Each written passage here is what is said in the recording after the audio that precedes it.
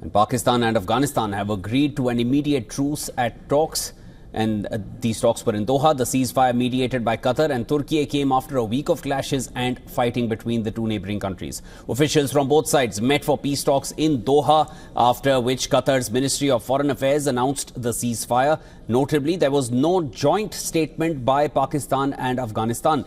And later, the spokesperson of the Afghan government highlighted the terms of the agreement. Both sides reaffirmed their commitment to peace, mutual respect, and maintenance of strong and constructive neighbourly relations.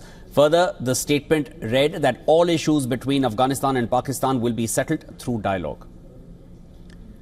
The agreement also mentioned that neither side would resort to armed confrontation, and nor they would support any hostile group, and will not be targeting civilians or critical infrastructure. The agreement also speaks of a mechanism that would be established under the mediation of intermediary countries to review bilateral claims, ensuring the enforcement of the deal. Pakistan's Defence Minister Khwaja Asif, who represented his country at talks, announced that the ceasefire has been finalized. He added that both sides would meet again on October 25th in Istanbul to discuss detailed matters.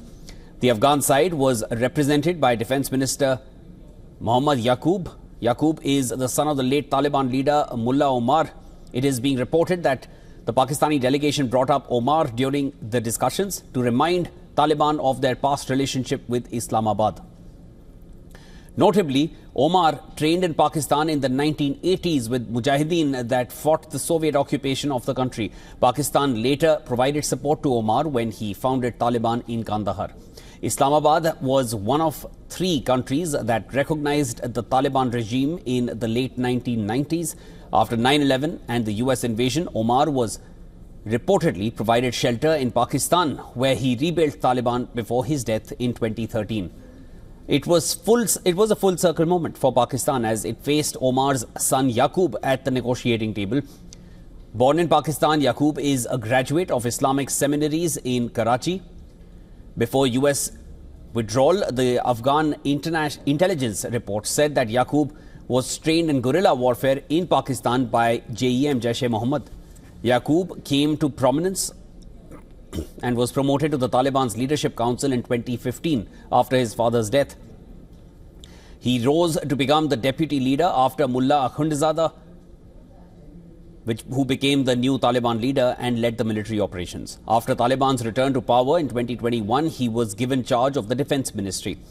Pakistan blames the Afghan Taliban government for allegedly providing a safe haven to TTP militants and aiding attacks against Pakistan. However, Kabul denies giving refuge to the TTP, that is the Tehreek-e-Taliban Pakistan. Ahead of the talks, Kabul had accused Islamabad of violating an earlier 48-hour ceasefire after Pakistan had bombed 3 locations in Paktika province.